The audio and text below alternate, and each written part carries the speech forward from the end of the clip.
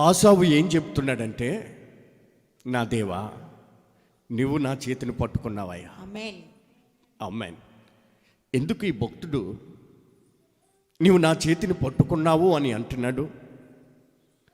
ఆయన చేతిలో పట్టుకుంటే కలిగే అనుభవం ఏమిటి? ఒకసారి ఒక పిల్లవాడు వాళ్ళ నాన్నగారితో అలాగ తీర్థానికి వెళ్ళాడటండి.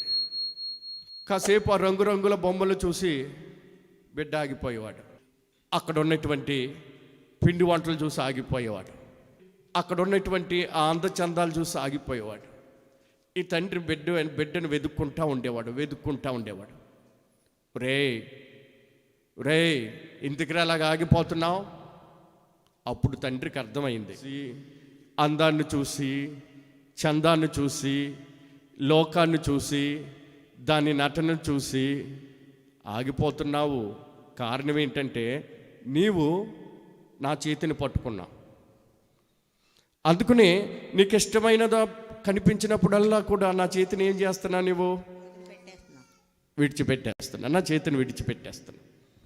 ఇలా కాదురా, నేను ఇప్పుడు నీ చేతిని పట్టుకుంటాను. ఎవరి చేతిని పట్టుకున్నాడు?